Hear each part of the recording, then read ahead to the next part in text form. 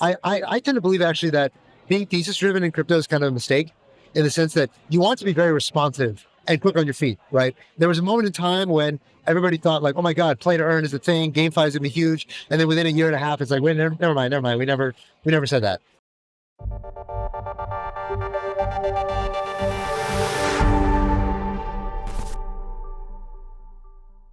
And we're back. We're live at Korea Blockchain Week. I'm your host, Graham Stone, here with David Sensel, and we're very excited to have Haseeb Qureshi back. Thanks for having me. Haseeb is the managing partner at DragonFly Capital, which is a crypto-focused venture capital firm. Welcome back, sir. Thanks for having me. Doing this again. Here. Yeah, it's good to see you. Yeah, that's why I saw you guys in Japan. You were in Seoul. I know. Yeah. Token, you want to talk Token next? Token is next. Yeah. The tour does not end. It's kind of this. It's like the grand tour at the end of every summer, where like people do Korea Blockchain Week, then they do Singapore, and like all of Asia just like is on this caravan. Yeah. Going around from conference to conference. So yeah, it's an experience. Yeah, for sure. You're staying in this time zone though, right? So by then, Close enough. Yeah, jet lag, 1 hour right? difference. Yeah. But I just came to the States like a couple of days ago, so I'm jet lagged as hell. But Okay. but by next week I'll be fully active. Fresh as a daisy. Yeah, close enough. All right. Well, you look okay, and I'm sure you're going to have sharp takes as usual. Let's start off with, I want to hear more. Last time we were talking about the latest stuff in crypto, but I'd love to hear more about DragonFly Capital. Broadly, could you start off like with your general thesis behind the firm? Yeah. So we've been around since 2018. We manage about $4 billion AUM. We invest early stage into everything in crypto. So layer ones, layer twos, DeFi, CeFi, infrastructure, whatever. If it's crypto, we touch it in some way or shape or form. Our thesis by and large, so one thing about us is pretty different from a lot of the other venture firms, is that we're very global. So we actually have an office in Singapore. I spend a lot of my time in Singapore, as well as an office in New York City. So we have this kind of East meets West global perspective on what's going on in crypto. And I think if you look at the stablecoin story, it's very obvious that most of stablecoin adoption is outside the US, even if it's US dollars that are being distributed. So having that global perspective really helps us in identifying a lot of the trends very early on, and also understanding the demand side, not just the supply side of what's going on in the crypto economy.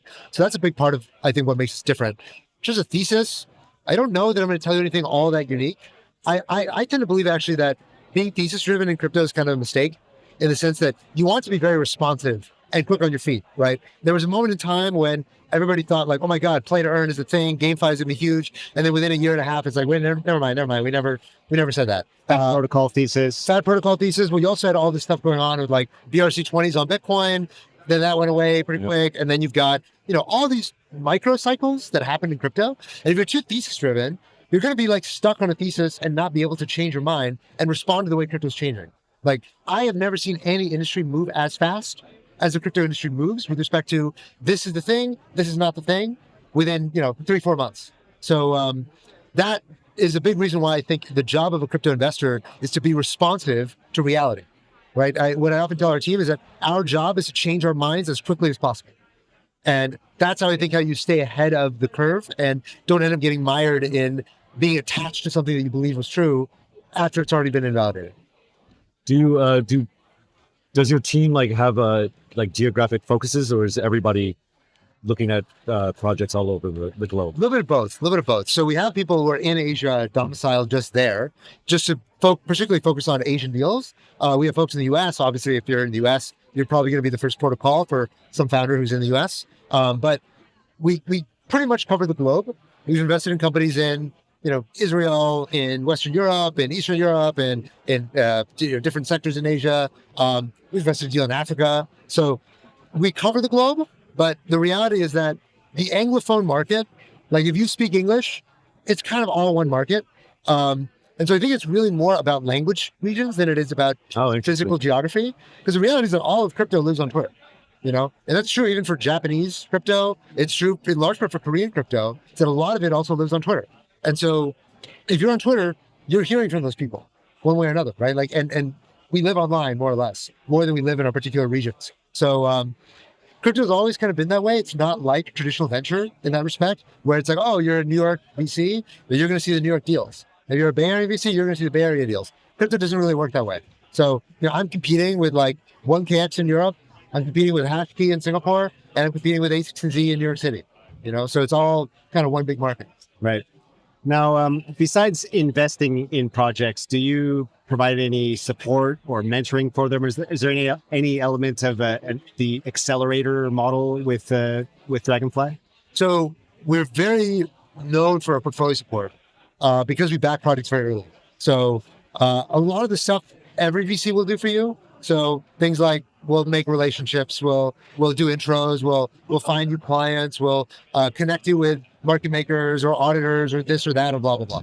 So there's kind of table stakes stuff that every VC will do, and then there's the stuff that only certain VCs will do if they really have the platform to be able to accommodate that. So things like we give you dedicated support on hiring. We have a lot of special relationships with, exchanges, with brokerages, with all this other stuff that can't necessarily be, you can't necessarily get from any VC. And then we've got the things that we do of just as a partner, sitting down with the founder, helping you think through strategy, through positioning, through go-to-market, which are the really big questions that end up influencing the outcome for a startup of, did you make the right decision in this fundamental question at the core of your business? That's a lot of why people ultimately choose us. It's not because of the services, but because of the strategy and the advisory relationship. So that's when you talk about winning a deal, if it's like me against Paradigm, me against A16Z, me against Polychain, a lot of the reason why I win that deal is not the services. It's like who I am when I come into a deal versus Chris Dixon, versus Matt Wong, versus whoever else is going to sit down with you and help you think through the core decisions of building your company. Interesting. Do you have any advice for founders who are looking at taking on venture capital or perhaps getting into some kind of accelerator program? Any advice? Every VC is in the business of branding their money. In reality, all money is green, right? No money doesn't land in your bank account and pay payroll. So the job of a VC is to make you believe that their money is special. And the way in which you do that is different for every person, right? But a lot of strategic investors, what they will do is they will staple commodified services to their investment, right? So what I mean by that is, let's say you're getting money from an auditor or from a market maker, and they'll say, great, I'll give you a discount on my services alongside my investment, right? The reason why I think this is not the kind of capital you want most of the time, maybe if that's all the capital you can get, be clear, get the capital you can get. But this kind of stuff is, the way I describe it to founders, it's things that money can buy, right? You can buy auditing services. You can buy market making services. Even if they don't invest in you, you just pay the money and they'll do it, right? The most valuable money you can get is the things that money can't buy. You cannot buy the relationships that a Dragonfly or an A16Z or a Paradigm can get you. You cannot buy the credibility that they can buy you, right? The doors that get opened on their own from having that kind of investment. That's what you ultimately want as a founder. And for a lot of that stuff that you get, it's actually worth money. And so it's part of the reason why when you're raising a round, if you're a very competitive round, right? Let's say you're, I don't know, you're an Athena or an Agora or one of these deals that everybody wants a piece of, right? Almost always when they go with a top tier VC, the top tier VC did not offer them the highest valuation, right? Almost always somebody else offered them a higher valuation, but that higher valuation is pure money, right? It's just green money in your bank account. You can just pay payroll. But a lot of the problems that you need solved as a startup actually do not get solved with money. And you see it when you have these companies that raise shitloads of money and they crash and burn and they never go anywhere, right? Everybody in crypto has seen it 1,000 times. Yeah. It's because a lot of problems money can't solve. It is a beautiful thing when you're a founder and you have a problem and the solution to it is just money, right? That's actually a great position to be in. Most of the problems you'll have as a founder, money is not the solution to your problems. That's where having a really valuable VC can grease the wheels. Yeah, that reminds me, like I was talking with Brian Miller of Stable yesterday, and he basically said the same thing. Like, yeah, we got 28 million in startup money. He said that's not what I liked about it. It was from Tether. Right. It was from Exactly. from these people. It was like that was the valuable thing. That's right. Not the money. So again, echoing that. That's right. That's right. It's really surprising again and again. People see it over and over again of how low ROI marginal capital is in crypto, where like some project raises $100 million And you're like, great, what did you do with it? They were like, I don't know. We threw it at random people and we sponsored conference. Very great, very great ROI on sponsored conferences, obviously, as we can see here. But so like they don't know what to do with the money because they raise all this capital. There's all this excitement, but there's no amount of money that can get you a strategic partnership with Tether. Yeah, exactly. Right? You cannot buy that. There's no price tag for it. And to the point, like when I was looking at who to interview. Yeah. And I was like, oh, okay, stable. Haven't really heard of them. Oh yeah, they raised some money. And then I looked at who. I was like, ooh, definitely want to talk to them. That's right. Because it is almost. It shows you that they're serious. Yeah. And it's serious people. Serious people back then. That's right. Yeah. That's right. That's right. So it worked on me, right? Like just like going through lists. Yeah. Stuff like that. Yeah. Makes sense. Yeah, I'd like to dig into one of your recent investments, which is Inversion. Would you be able to summarize what that is and why you, DragonFly, invested in Inversion? Yeah, happy to. So we've long had this thing in crypto where we all believe that if a traditional business integrates crypto, that's really bullish and it's good for that business, right? We all kind of believe this. So when we see, Nubank integrated USDC, we're like, yeah, awesome, Nubank, you're going to crush it. And the reason why we believe this is we believe that there is low-hanging fruit that businesses have yet to actually capitalize on to integrate crypto into their business, especially around financial services, right? So Inversion is like, okay, if you believe that, if you really believe that, then you should also believe that it's possible to go take a traditional business and cryptoize it and create value for shareholders, right? If you believe that, you should also believe that. And I believe it. Many people in crypto believe it, but nobody's actually done it. We've all been sitting around waiting for these companies to like realize what we're doing and adopt this technology, right? And so Santi, the founder of Inversion, was basically like, you know what, fuck it. I'm just going to go do it. I'm going to go acquire one of these businesses, PE style, and cryptoize it from the inside. If the leadership at these businesses doesn't get it, then the right solution in capitalism is for somebody to go raise the money using token style capital formation tactics to raise the money, go acquire real world business, and shove crypto inside of it to improve their bottom line. It's a crazy idea. It's an absolutely bonkers idea, but it's a huge idea if it works, right? And so it's one of these things that if you understand the core argument, you realize like, yes, that should exist. There should be private equity. There should be like a Berkshire Hathaway for crypto. There should be activist investors who are putting crypto into businesses the way that people are now starting to do this with AI, right? So you heard stories about like General Atlantic and Khosla, or not Khosla, I think it was GC, going out and acquiring traditional businesses, rolling them up PE style, and just shoving AI into them to massively improve their margins, right? The same thing should be possible for financial services companies in stablecoins and stablecoin finance, but we shouldn't have to wait around for it to happen. If it's true, it should be possible to do it in a crypto native way. That's Inversion. I think you just hinted at one of the use cases, but I'd love to hear an example of like what the ideal company that you could take over and cryptoize. Yeah. To help people understand. It's right now, it's not clear what the first target for Inversion is going to be, but a lot of the initial conversation has been around telcos in Latin America. So the telcos in Latin America, they have a huge number of users, and you have many of these telcos, they have the ability to enter into financial services for their customers via like SMS banking, but very underutilized. And of course, in a lot of these countries, very high inflation, and a lot of demand for dollars, right? A lot of remittances, and Mexico, US is one of the largest remittance corridors in the world.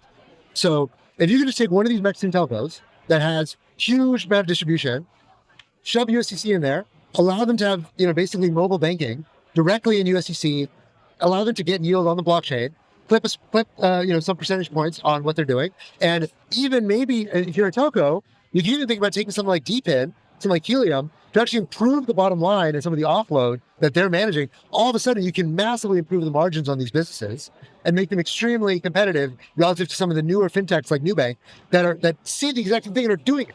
So Nubank, their USDC product, Nubank is a big challenger bank in LATAM, huge business. They're already using USDC banking. It's an enormous product, but all the incumbents are just sitting around twiddling their thumbs. They do not understand the space. They're all run by these old Mexican families, and they're just like waiting to get disrupted. And so the way you solve that problem is that you go in and you do the disruption, and you own it end to end, right? That's the idea.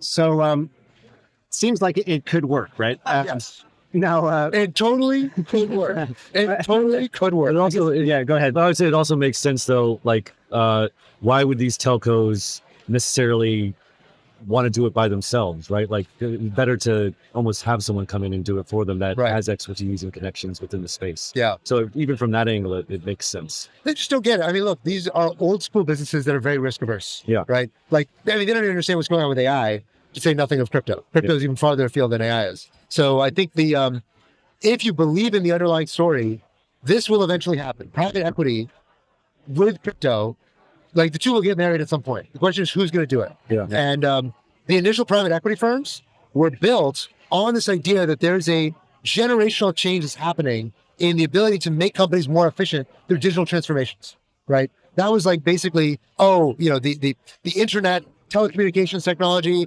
fax machines, all this stuff. These were all big trends that required capital to organize, come in, and make businesses more efficient through raw force of will. Now, let's say it works and Inversion starts acquiring some of these companies. They start using crypto rails to improve their business. Is there a world that actually provides a tailwind for growth of the crypto economy in general? Because the whole idea is that these people were not on chain. These are real users who have real problems who are not on chain today. And if Inversion works, they will all come on chain.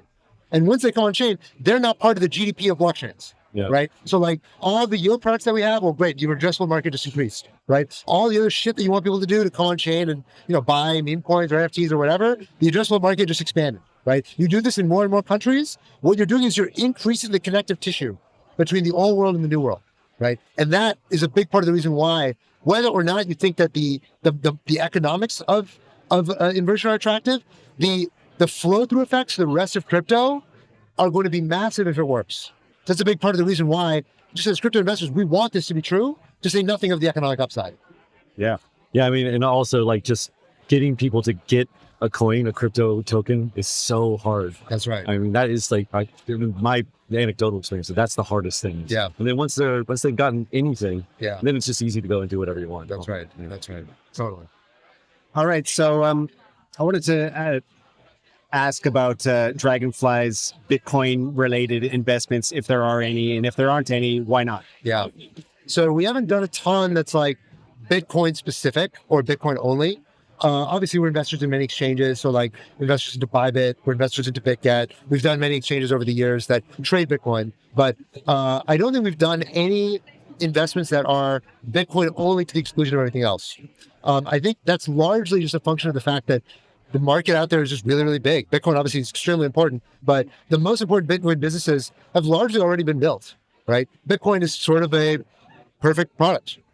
It's awesome. It's exactly what it needs to be. But the rest of the investable universe, like the rest of the universe of products, whether it's, on-chain yield or stable coins or, these emerging market fintechs that offer yield to their customers and blah, blah, blah, all this kind of stuff. Although Bitcoin is usually a component, where it's like, hey, you're building something in LATAM, you're building something in Africa, you're building something over here. You can use it to buy Bitcoin, but also you can use it to get stablecoin yields. You can use it to go into DeFi and do this and that and blah, blah, blah. The picture is just really big. And I think the universe in which there's like Bitcoin stuff over here and everything else over here, I think that picture is really eroding. And really, it's all part of a continuum. Bitcoin is there if you want the digital gold. And if you want other financial assets, like, well, yeah, people own gold. They also own a lot of other stuff. So that's our mental model. And so I think there are, of course, some investors that are only specifically looking at the Bitcoin universe or things that are specifically Bitcoin only. And that's not the philosophy with which we look at space. What are your thoughts on like Bitcoin L2s and sidechains and things of that nature? So I've been pretty bearish on Bitcoin L2s and Bitcoin sidechains. I think the reality is that most Bitcoin holders, they see the Bitcoin in a very specific way, which is that this is my long-term hold, don't touch, hold this forever, and like never look at it, right? It's just like, I put it away in a vault and I close my eyes. And when you're looking at what do you want to be trading every single day, putting into assets, locking up, blah, blah, blah, the reality is that most people, for a lot of that, it's really more stable coins than it is like fluctuating assets. And we've learned that increasingly over time, whether it's on Ethereum or on Solana or on any of these other chains, it's largely stable coins that are winning the day and that are getting the most mind share.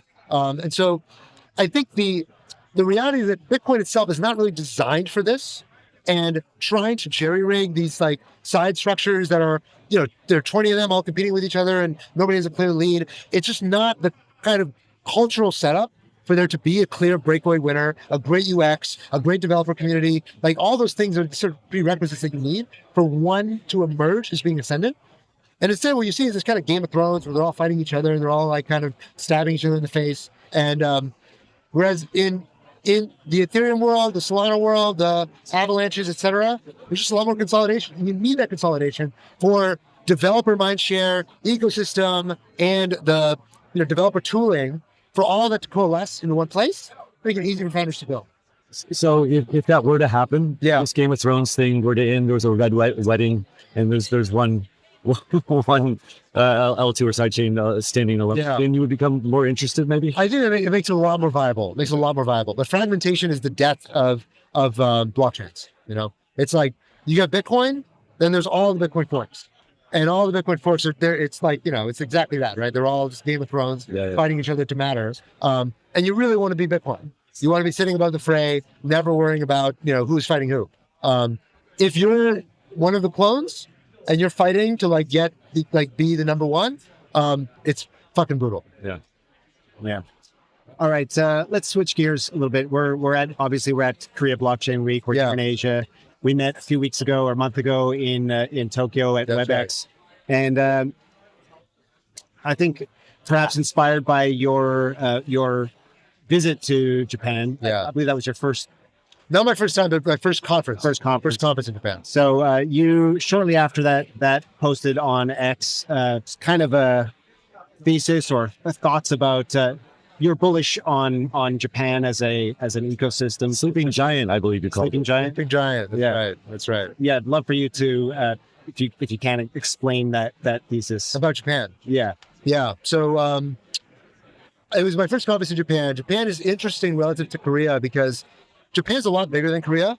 It's got like 3 times the population. It's got significantly larger GDP, but it is much smaller in terms of its footprint in the crypto industry. And we all know that intuitively. Is that Korea, it's up-it listing, this thing popped like crazy, blah, blah, blah. Japan, nobody ever talks about Japan these days, right? And it's also well known that Japan, something like 3 to 4% of Japanese citizenry trades crypto. Korea is one of the highest in the world. It's like 20-25% of adults trade crypto, right?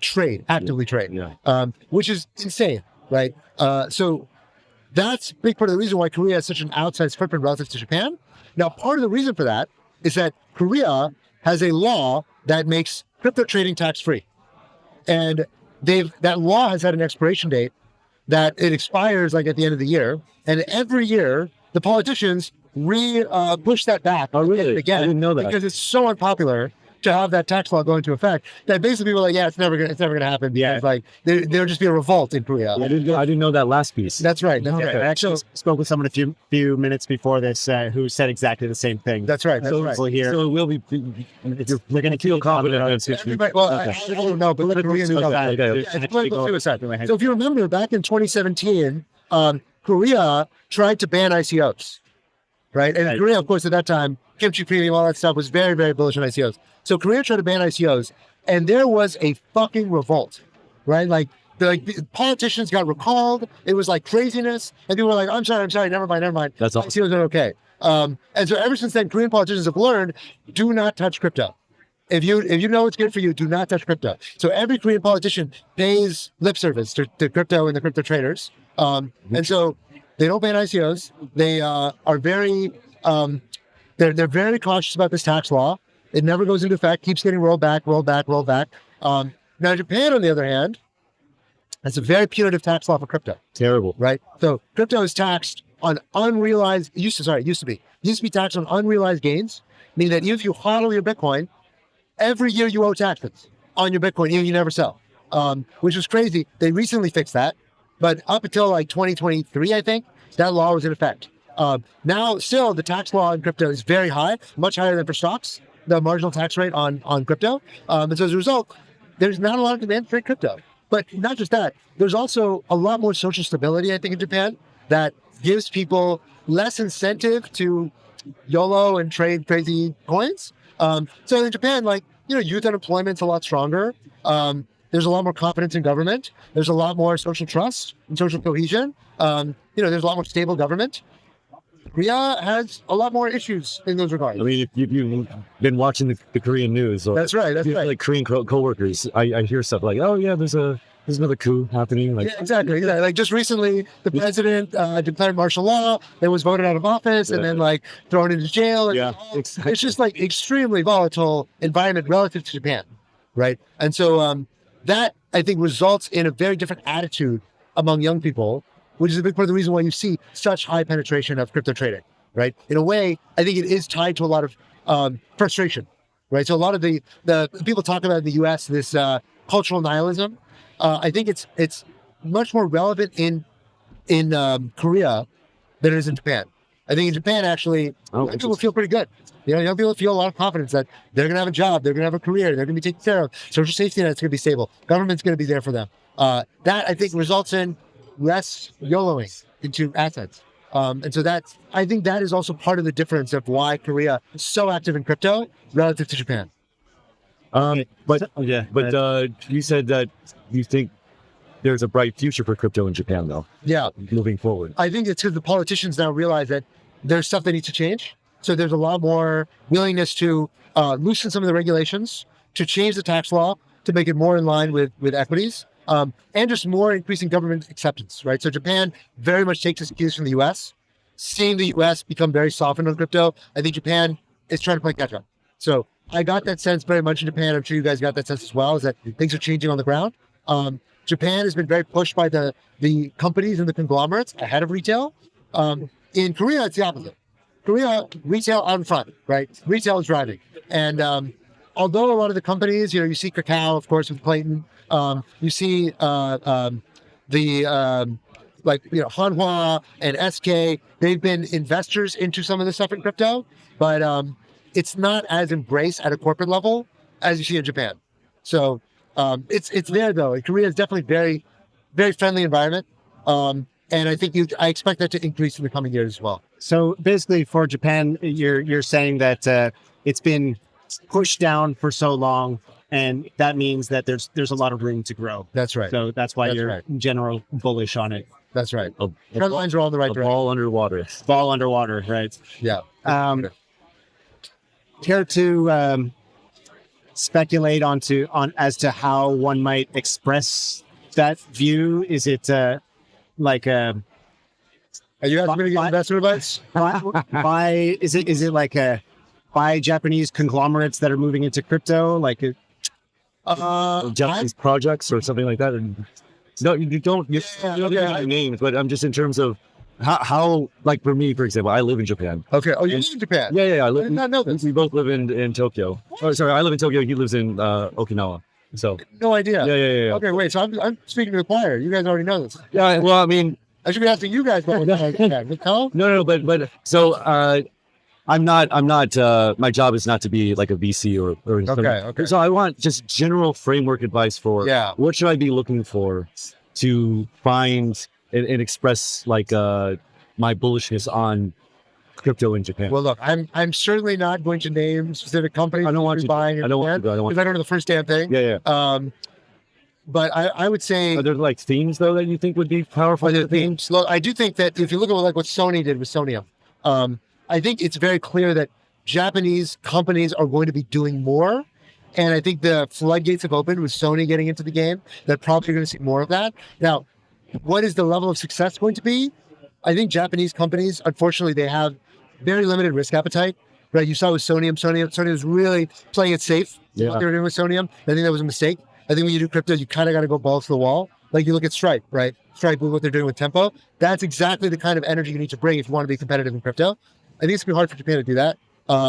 But overall, I'm going to give a very lame answer, which is that at the end of the day, if Japanese tax law changes and the attitude of Japanese companies improves, they're going to own the same shit that we own. So I think the answer is just own crypto and you'll do fine. So Japan coming online is just going to boost the broader crypto market, because That's right. A whole new boatload of people getting into the assets we already own. That's right. And also maybe just thinking out loud here, but you can kind of do the copy trade version where you can look at like successful businesses in maybe Korea or. All right, this is you giving investor advice. I did not say that. This is your No, I'm just thinking out loud. Yeah. But again, I'm trying to look at where to anyway. Yeah, all right. Are you pair trading Korea? No. Crypto companies? Nothing like that. I think he is. I'm not. Okay. Yeah. I mean, I've been bullish on Japan for a while, and Okay. I'd like to put my money where my mouth is. So Yeah. That's smart. That's smart. but I'm a terrible investor. So there's also that going. Japan is great. I love Japan. I think I'd probably live there more than I would maybe invest there. But that being said, I'm obviously not a public markets investor, so not my game. Yeah. No, I hear you. Yeah. All right. I think that pretty much wraps it up. David, do you have any last questions? No. I think No. I don't know. What's he gonna tell us? Okay. Well, thank you for having me. Thank you so much, Haseeb Qureshi. Absolutely. DragonFly Capital. Thank you.